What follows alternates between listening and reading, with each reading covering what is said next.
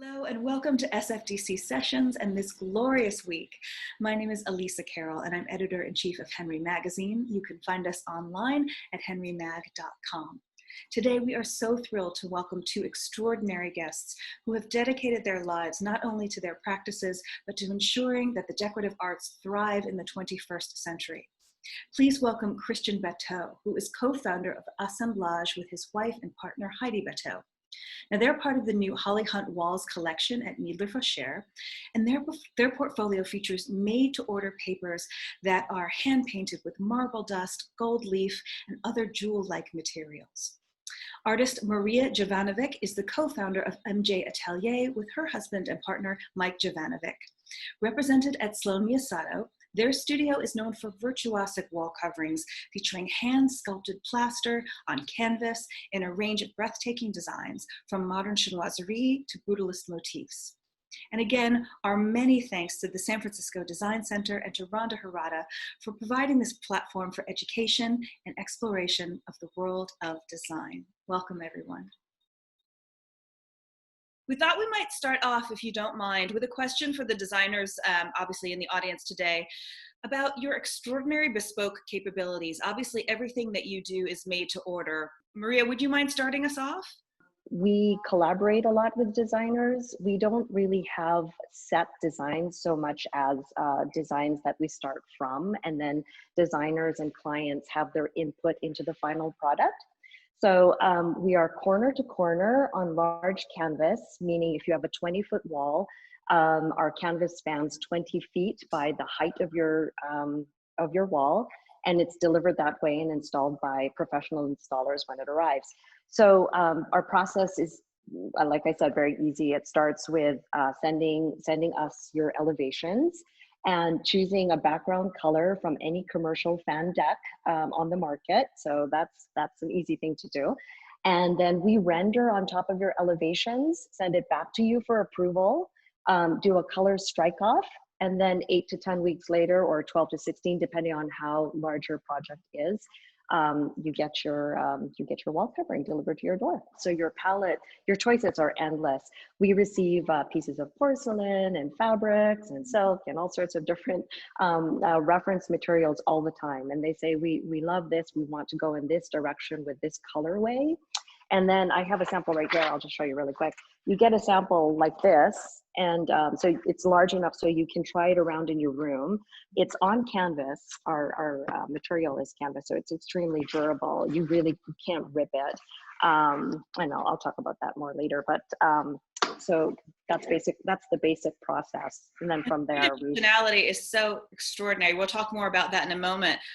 So incredible. Christian, would you mind sharing with us how your collaborative process works? Sure. That's amazing, by the way. That's like so beautiful and seamless. So we sell in rolls. You know, we're producing all of this work on paper.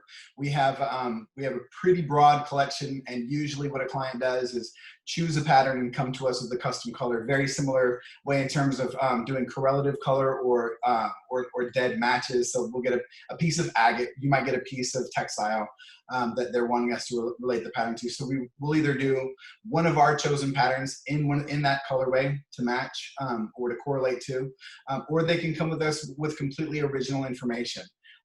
You know, they can come with artwork. You know, we're not necessarily too graphic, but we definitely do graphic work for clients. But we still generally work between 30 and 40 inches on rolled goods. But the sky's the limit. Everything we make, even from our standard collection, is made to order. So custom color is free and very similar. We 1 to 2 weeks usually to return a strike off, a cutting for approval. And really the sky's the limit. Most designers like to start with our sort of basic toolkit, which is a binder that they get, and work from there. And even if that's just that one of the textures that they want as a background before they overlay some sort of imagery on it, it's usually starting kind of working from our base toolkit. Well, I thought maybe we could start also by looking at a bespoke case study for each of you, because you've done such an extraordinary range of work, from, you know, Chanel and Bateau to obviously private residences. Christian, now that we're talking to you at the moment, would you mind walking us through one of those commissions? Sure. So Chanel reached out to us. They're sort of working in a new style. What they did is they went into Coco Chanel's bedroom, and she has these beautiful hand-carved Coromandel panels in there. So what they did is they took inspiration for their new jewelry and their new watches from that imagery. And what they did to us is send those images to us, and they said, well, we love these textures, we love your leaf. Can you develop something with this imagery? So we have, this a very textural strié that we do, that we leafed on top of, and then did 25 3 foot by 4 foot silk screens to basically replicate the imagery of those Coromandels. And so we gave them the options. They're very particular about the temperature of gold. So we had 14 golds, that for them to approve. And it went over long for 2 years. It was 18 months just to get a black enough black that would actually stick to the strié. And so we sent them 14 temperatures of golds and silvers, and developed a proprietary ink that's black enough for Chanel's taste. Wow. Yeah, and developed a proprietary size that that can be screened through these silk screens, and then can be leafed on top of. So it's we're willing to go for 2 years to develop something that the client feels is absolutely stunning and is perfect to their taste. And don't you also feel encouraged by the fact that there are still clients, of course, who are so committed to creating something so exquisite and so impeccable that they will commit to a 2-year process of creating that with you, and vice versa? I love it. And that the client themselves are going to be able to distinguish a darker shade of black and know that we can try to push it farther. Or they can see the difference between lemon yellow and pale French gold. I mean, it's it's very exciting. Yeah, it's really, really inspiring. And Maria, obviously you trained as a fine arts artist as well. Would you mind walking us through one of your commissions that really speaks to the bespoke capabilities you have? Oh, sure. A couple of them. The first one that comes to mind is the Nest Fragrance store in New York City, their flagship store. We created plaster forms that were inspired by Mrs. Delaney and Ernest Haeckel. So they were really, really specific nature forms. We had to research a lot on that. Could you know who those individuals are? I'm afraid I don't know. Oh, Mrs. Delaney. She has wonderful hand-painted and embroidered florals. And Ernest Haeckel is known for his very unique sea forms, his renders and sea forms. So they wanted a convergence of these two styles in this beautiful jewel box of a showroom in New York City. It's a fragrance shop. So everything is floral based or sea based. So they wanted to convey that through the artwork. So we had to create all this sculpture that hung from the ceiling, all hand sculpted, and all the bas relief, has all this homage to nature. And another thing that we get requested of often for the high-end interiors is chinoiserie, but using the flora and fauna found or indigenous to the area that the wall covering will be installed in. So we had this project, I know, right? So we had this project where we were featuring the endangered flora and fauna of the southwestern corner of Ohio. It can get that specific. So custom is wonderful. It's really a learning opportunity and an opportunity to do things that I would never do. It takes you down the road to explore new ideas, new ways of doing things that you wouldn't normally come across if you're just working in a vacuum, as some of us do as artists. What an incredible, sorry, Christian, please go ahead. No, what she had said about the collaboration is I think one of the most exciting parts of working with these incredible clients is those collaborations open up all these new doors. Like having to push those materials or create a specific plaster for a project actually opens, the world opens up and the possibilities open up, and you get inspired by the Hegel forms. I know exactly what that sounds beautiful. Yeah. And not only that, Maria, the storytelling then that takes place in your work, that in the fact True. that it's rooted in local culture and local landscape, and the beauty, right, of the acknowledgement of that community or of that Correct. landscape, how meaningful for the client to be able to incorporate that into their work.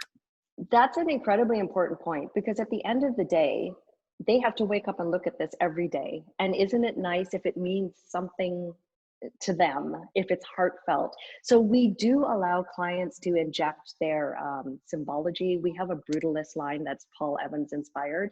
And a lot of people like good luck symbols. They like things that mean something to their family. We had a custom one that used gaming symbols, you know, something that speaks to their profession. So a lot of what we do can be tailored to suit whatever the client wants to see every day when they wake up.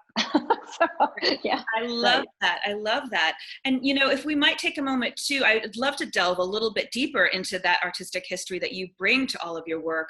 Obviously, you both trained very seriously as fine artists. Maria, you trained in New York quite classically, and you have both made such a commitment to evolving the decorative arts that you're involved in and that you've been practicing for so long. And I wondered if you might give us some insight into the combination of traditional techniques and sort of 21st century processes that you've brought together. It's interesting. Okay, so the techniques, surprisingly enough, haven't changed that much. Traditional techniques, the foundation, the color theory, the ability to draw, the ability to render, the ability to identify scale, the correct scale, those things don't change. What has changed dramatically in my lifetime is obviously the use of the computer and the technology in the materials that we use. So today, that definitely, I think my product, or our product at MJ Atelier, the hand sculpted wall covering in particular, is born because the materials are now available. They're sort of washable, impact resistant, antimicrobial in nature. And we're also riding on top of our base colors, which are formulated by professional paint companies, low VOC, UV resistant, scrubbable, cleanable, washable. So we're riding on already tough materials. So that's one part of it. The our product is emulating an old art form. It's a bas relief. That's the traditional part, right? It can be used to create modern, it can be used to create traditional subject matter, of course. It's more of a technique than it is a certain subject matter, which is great. So we slide back and forth between the two. I love the fact that you shared, you know, this art form originally, as you put it, existed on static surfaces, right? Yes. And that it was, as you shared, well, you please tell us the story, but like on plaster on a wall or on porcelain like Wedgwood, and you've really evolved that. So how do you Correct. Okay. So originally, bas relief could only be produced on static surfaces, meaning surfaces that don't bend, because plaster will crack. It has a very low flexibility. So you find it in old houses on walls in the form of cast plaster, or people would just stand there for months and carve away. It's a very laborious thing to have done in your home. The look is very laborious. Or you'd find it on static things like ceramics. Those things don't bend either. So our patent is for a non-crackable surface on a rollable substrate. So we've developed the look of bas relief, and it can be rolled and shipped anywhere in the world on very, very large format canvas. So no seams in the final product. And yes, of the look of hand-carved plaster in your home without having all the artisans there for months and months. But now, please share that you have the ability, or every client has the ability to steam it, right? Off of the wall, take it with them, which enables it to endure. So this is speaking to the sustainability of the product, which we are so conscientious about as well. So our product is meant to be a long life product. It's not a tossable thing like in 2 years you're tired of it, you throw it away. It's strong enough that you can take it off the wall and repurpose it. You can use it on furniture, make it into a screen, move it to another location, and a professional installer can reinstall it again. So that's definitely something that is great about our product. It's longevity. It's very, very strong. It's very durable. And contrary to the way it looks, you can actually hammer it and pressure wash it. It's we've had a piece out here outside for about 3 years, and we keep pressure washing it every year to like brighten it up. And it's still great. It's perfect. It hasn't moved. It hasn't done anything. So you can use it, I think, in Southern California weather. You can use it on, you know, exterior loggia areas. But great for durable. California exteriors. Yeah. Yes. Yes. And Christian, would you mind telling us the story of your background as a fine artist and how you learned your techniques and evolved it into assemblage? And so my background, my degree is in sculpture, but you know, we were talking a little bit, Maria, I've been doing decorative painting and plastering for, you know, since I was a teenager. So, and that's what got me through school, and then got out of school, and it turns into a career. But I love materials. I did mostly bronze in school. And then when I got out of school, I had a company where I was applying traditional troweled and bladed plasters, like Marmorino's traditional Italian plasters, to the wall. And speaking to what Maria was talking about, you know, I'd have a team of guys in there in somebody's living room for, you know, 3 weeks to a month. And so what it took, my 2 years of, like, you know, throw a million things that didn't work to make a plaster that would look like the trowel plaster we were putting on the walls, but was flexible enough to be shipped on paper. And so what we did is we were able to get that labor out of the person's house and into our studio, which also made sort of, you know, new possibilities of these jewel lines that have to be dried while they're flat. And we have a very untraditional shelving system. Our shelves are floating 30-foot shelves that are 45 inches wide. So all of our papers, you know, all of these intricate designs that would run if you were on a traditional, you know, wallpaper drying rack, can dry flat.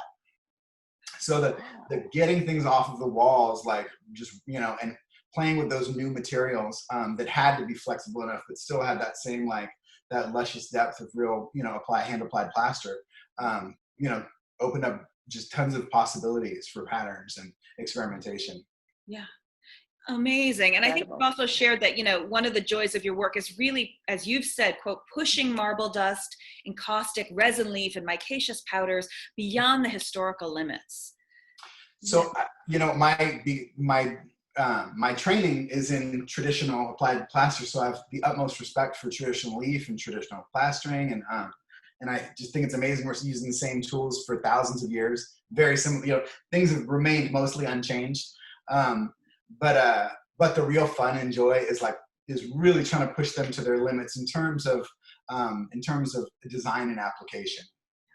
And sort of, I think that's where these really traditional materials move into the 21st century, which is that it's the computer making it possible for us to cut all of our own stencils, like the ability to make these really intricate screens and sort of put these 21st century processes together, meld them with those ancient processes. I think you get something really interesting and beautiful. Absolutely. And not only that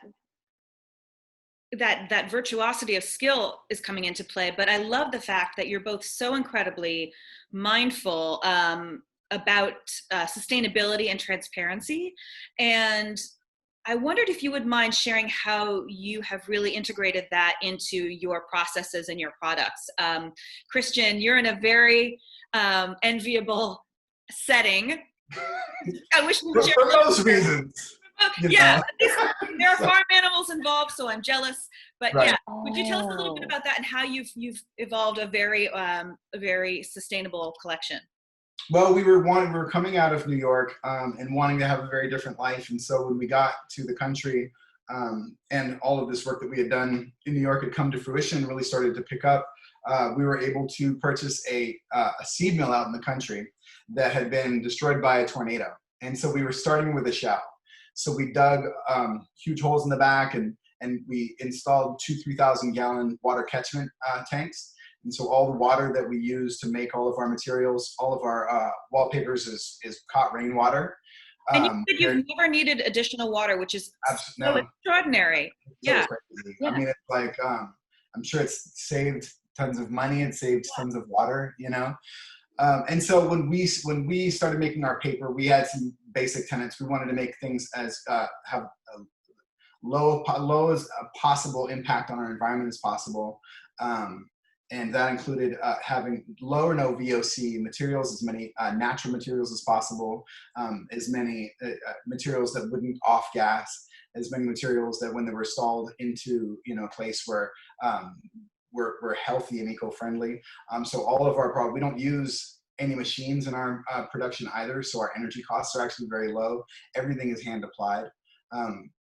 We had the opportunity, because the building was destroyed, to have 98% efficiency HVAC installed, and so every step of the way, from materials, paying our artists a livable wage, the production of the paper in terms of energy, we really try to consider the environment.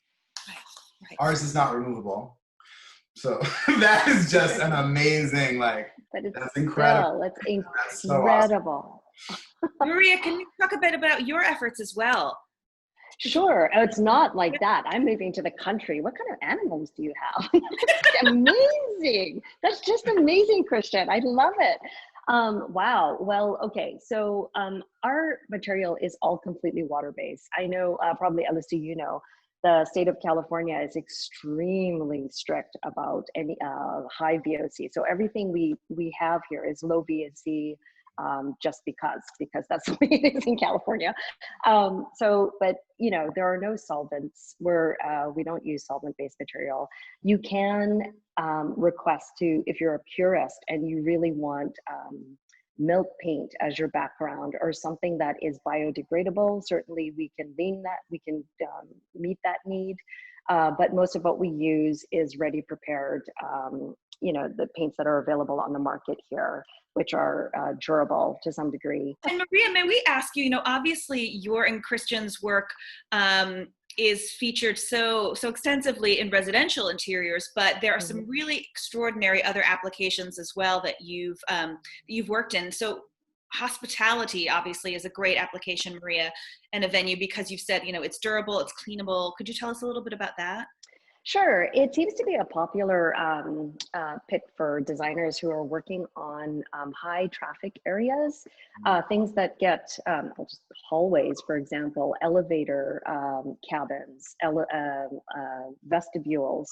Things can bang into our product and it doesn't shatter. It's impact resistant and it doesn't shatter. It doesn't crack. So the need for touching it up is, it's very, very minimal, if non-existent. So it's a very durable product for that.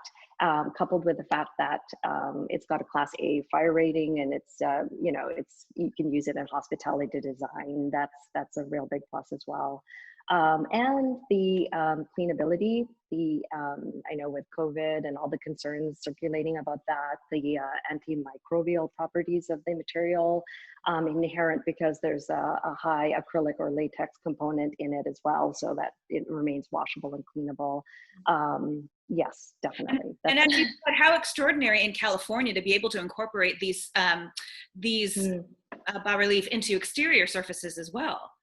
And Christian, may I ask you some of the other applications beyond residential that you've had the kind of privilege to work in? And well, the Chanel screens, those shoji screens are in, I think, 40 fine jewelry and watch corners at this point. We're still producing those, and I think maybe half of our work is commercial. So not all of our patterns lend themselves to that level of durability or scrubbability, but we absolutely have a really broad array of things that are still, very soft and activated space or jewel-like, that are scrubbable and are installed in hotels, in vestibules, and very similar application. I wouldn't put anything we make outside, but we're in a lot of, wash closets. We're in a lot of places where our work has experienced a lot of moisture, and because we use plaster, it's an unfriendly environment for microbes, so it's naturally antimicrobial. And because it breathes, it's not like vinyl where you put on a wall and mold is growing behind it. So like if you're in Miami, in a hotel in Miami, we've been spec'd a lot, and have had great, have been there for years and years without the weather affecting it. Phenomenal. And that's, I think we're part of our, when I say our, I say your audience's appreciation and joy in using your work comes from, because we are so grateful to you for dedicating your heart and soul to these processes, and really shepherding them forward, so that we can all, have them in our homes and in our environments, and really just that the tradition continues. So thank you so much for your work, and thank you so much for being here with us today. We really appreciate it.